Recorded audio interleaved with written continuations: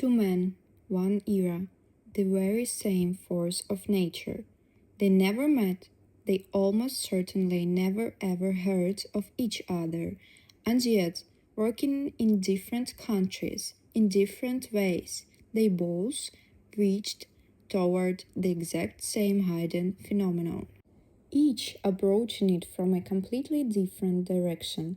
And what I found while studying them turns the obvious question upside down. So, who was actually first? Hello and welcome. Today, we are going to unpack something I stumbled onto completely by accident. Not long ago, I saw a video of the tornadoes that tear across the state of Texas, and something about them pulled me in, swirling currents in the atmosphere, whirlpools in water, the way nature over and over again twists matter into a spiral. And as I dug deeper, I ran into something that science calls the Ranque-Hilsch effect. And for those of you who already knows this effect, do not scroll away just yet, because what I am about to show you is how it connects to a man who lived at the very same time, an Austrian inventor and naturalist named Viktor Schauberger, a man who tried to project the phenomena of nature directly into his machines. So, what is this effect in simple terms? The beauty of it is that there are no mechanisms at all, no motors, no blades, no force hidden. There is just a tube of the right geometry, and into that tube, under a certain pressure, you feed ordinary air, the same ordinary air you are breathing right now, injected tangentially against the inner wall of the cylinder, and that alone is enough for something remarkable to happen.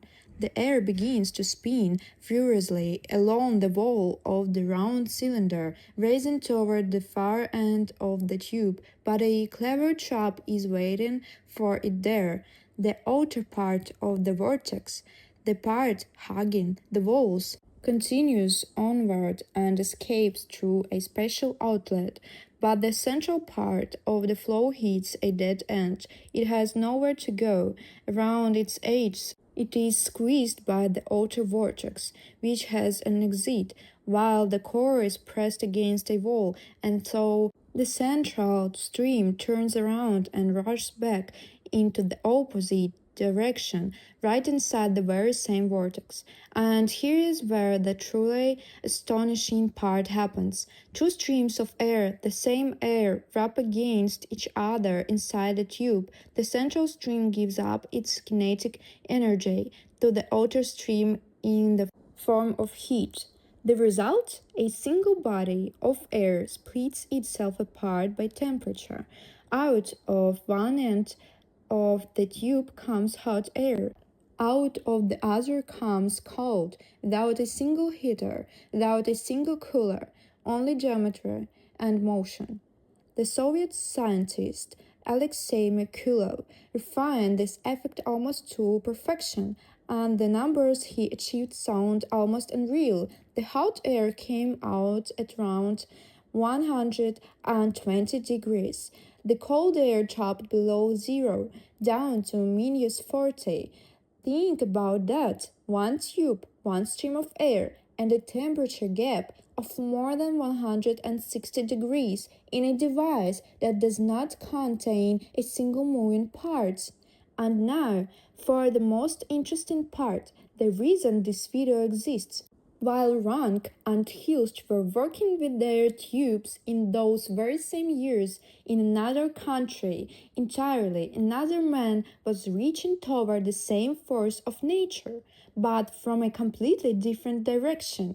Viktor Schauberger. He was no laboratory scientist, he was a naturalist. He watched how water cooled through mountain streams, how trout held themselves steady in the current, how air moved about the forest, and he built machines that tried to repeat those spirals. At the heart of his greatest invention was a flying craft, and the idea behind it was almost insane. The craft was meant to draw air in from above into its own body. Inside it, two copper discs, these radial grooves spun in opposite directions. Ordinary air entered from the top at the very center and spread radially outward toward the gap between the discs.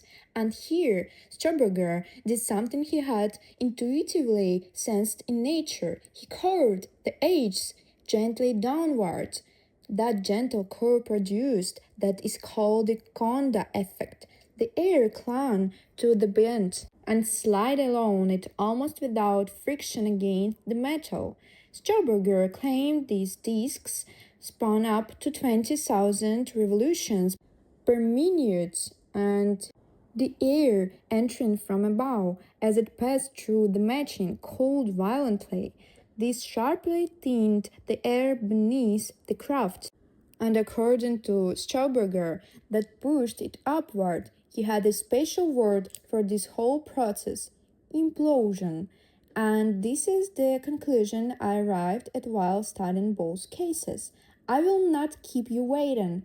Schauberger's implosion is, in its underlying physics, the very same Ranque effect, the same vortex, the same splitting of a single flow, the same burst of cold and heat out of nothing but the motion of air.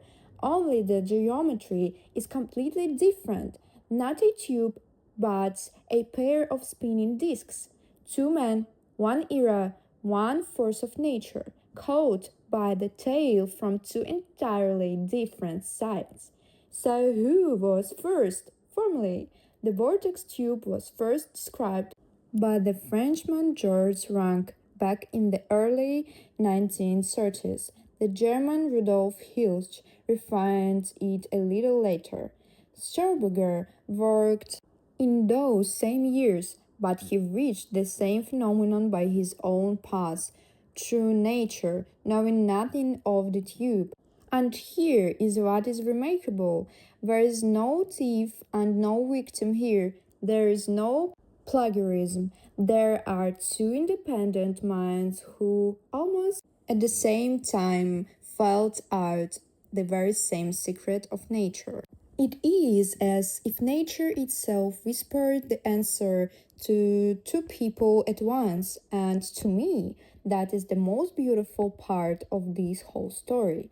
Sometimes a great discovery is not the genius of a single person, it is the moment when nature itself is finally ready to be heard, and more than one person happens to be listening. If you found this interesting, leave a like, tell me in the comments who you think was truly first, and subscribe. I have many more investigations like this ahead. And until then, take care of yourself and keep watching the way nature twists the world into a spiral.